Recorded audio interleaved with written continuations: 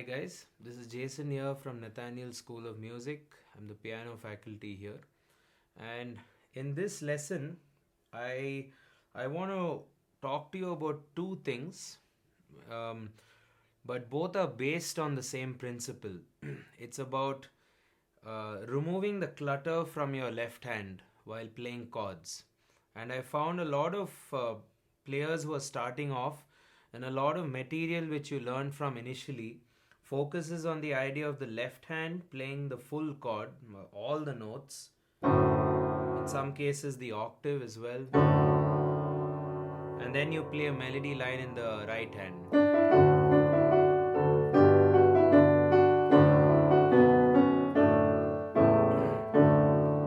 So this works really well if you're playing everything on the higher register.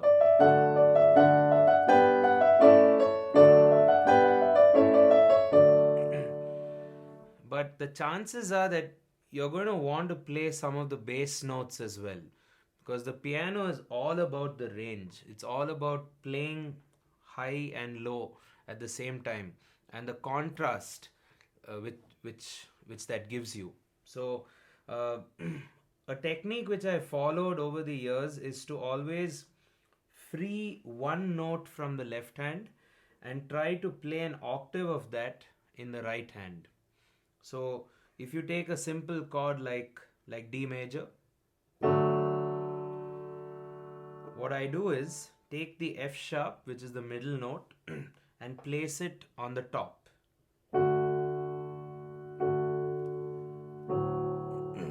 So even when I play really low on the piano, you can hear all the three notes crystal clear, right? Maybe even here. No, I don't think you'll want to play there in any case.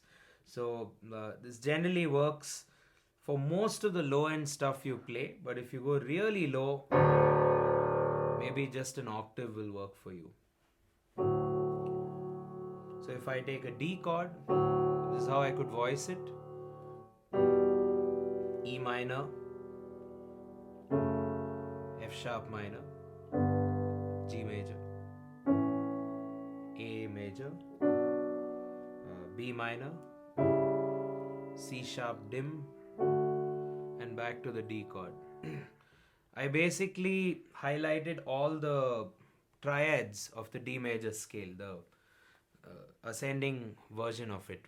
So when you play this stuff, the first thing is for your fingers to get used to this whole effect, because we always tend to play chords without thinking too much. You just say D major and bang, you play it. But when you're in a band and when there's a bass guitarist, a guitar player, and all these other instruments, harmonies, horn section, string section, synthesizers, you need to know where you fit in. And I've learned that a lot being a producer of music over the years, that every instrument needs to find its place in the mix, so to speak. So whenever I play a D major chord, it's always good to think twice. Is this the way I want to play it? The odds are you want to spread it out a bit more. So that way you get all the three notes to sound. So that's the first thing I want you to do. Basically try and learn shapes, learn chord shapes in this format, and learn two kinds of chord shapes. What I would call the normal chords, which are you take the root, take the fifth, and you take the major third or the minor third up the octave. That's one way of playing it. The other way is to take an inversion of the chord, or a slash version of the chord. A slash version of the chord will be the same chord with a different bass note. So just as an example, if I'm taking E flat major, the bass note of E flat major is G in this inversion. So I could take that B flat, A flat normal, E flat with inversion,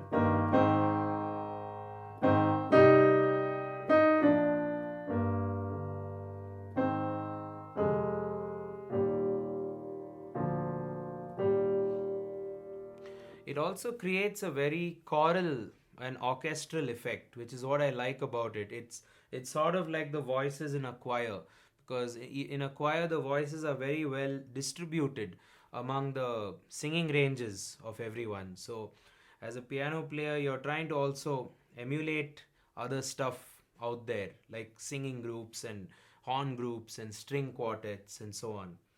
So, the first thing I want you to do is definitely try to think better when you're playing chords. Don't just whack it the way you've learned it in the books or over your years of practice.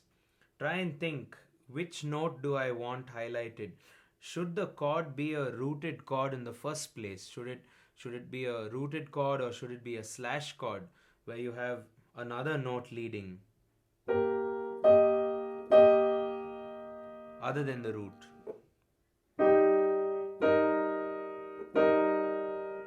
Or the root. And every version of it sounds very, very different from each other. So do practice that. And in part 2 of the lesson, I'm going to show you how this technique can also be taken to the next level by playing a melody line as well along with the chords.